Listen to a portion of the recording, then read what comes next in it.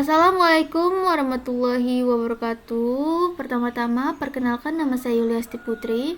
Saya merupakan mahasiswa dari Universitas Teknokrat Indonesia, Program Studi Sistem Informasi, Fakultas Teknik dan Ilmu Komputer dengan NPM 223111077.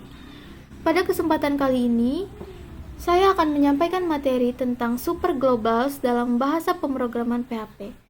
Sebelum masuk ke materi, izinkan saya memperkenalkan anggota tim kami. Yang pertama adalah Altarik Aziz, yang kedua adalah Diki Zulkarnain, yang ketiga adalah saya sendiri, Yuliasti Putri, dan yang keempat adalah Regita Safa Malaves, dan yang terakhir adalah Salsabila Ainur Hidayah. Mari kita mulai dengan pengertian variabel super global. Variabel super global adalah variabel bawaan dalam PHP yang tersedia secara global di seluruh skrip, tanpa perlu dideklarasikan ulang. Hal ini berarti variabel ini dapat diakses kapan saja, di mana saja dalam kode kita. Fungsi utama variabel super global adalah mempermudah pengembang dalam mengakses data penting, seperti input dari pengguna, informasi server, atau data sesi dengan memanfaatkan variabel ini. Kita dapat menciptakan aplikasi web yang lebih dinamis dan interaktif. Sebagai pengembang, memahami variabel ini sangat penting untuk memudahkan pengelolaan data di aplikasi berbasis PHP. Selanjutnya adalah kita masuk ke jenis-jenis variabel super global. Ada beberapa jenis yang paling sering digunakan. Yang pertama adalah $globals. Variabel ini digunakan untuk mengakses semua variabel global dalam skrip PHP. Contoh, kita dapat menggunakan globals variabel untuk mengakses variabel dari ruang lingkup global. Selanjutnya adalah server. Variabel ini menyimpan informasi tentang server dan lingkungan tempat skrip dieksekusi. Contohnya, memberikan nama file yang sedang dijalankan. Lalu yang ketiga adalah request. Digunakan untuk mengumpulkan data yang dikirimkan melalui metode get, post, atau cookie. Contohnya, request nama akan mengambil nilai input dengan atribut nama dari formulir. Lalu, post berfungsi untuk mengumpulkan data yang dikirim melalui metode post, biasanya dari formulir HTML.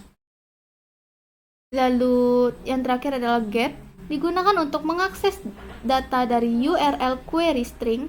Contohnya, get ID akan menangkap nilai parameter ID di URL. Setiap variabel ini memiliki kegunaan tertentu yang membantu pengelolaan data dalam aplikasi web. Selanjutnya, mari kita lihat contoh penerapan pertama, yaitu register PHP. File ini berisi formulir HTML yang memungkinkan pengguna untuk memasukkan data seperti nama dan email. Berikut adalah sintaks utamanya. Ini adalah sintaks utamanya. Formulir ini menggunakan metode post untuk mengirimkan data ke file proses PHP. Di mana data tersebut akan diproses lebih lanjut. Tampilan formulir ini sederhana, namun dapat dimodifikasi agar lebih menarik sesuai kebutuhan pengguna. Dan akan hasilnya di browser seperti ini, ada dua. Ketika pengguna membuka file register PHP di browser, mereka akan melihat formulir dengan dua kolom input. Kolom pertama untuk nama dengan placeholder nama, dan kolom kedua dengan placeholder email.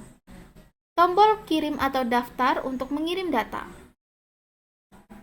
Jika pengguna mengisi kolom nama dengan joy dan email dengan joy12@gmail.com, tombol daftar, data tersebut akan dikirim ke file proses PHP untuk diproses lebih lanjut.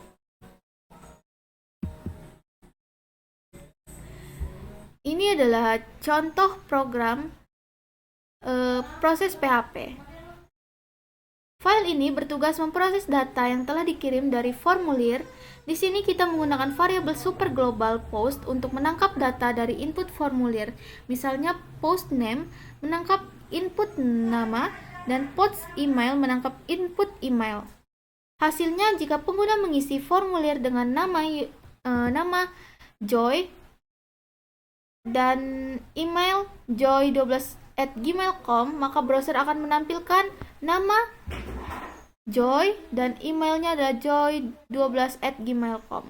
Proses ini adalah contoh sederhana bagaimana data dikumpulkan, diproses, dan ditampilkan kembali menggunakan PHP. Itu saja yang dapat saya sampaikan. Wassalamualaikum warahmatullahi wabarakatuh.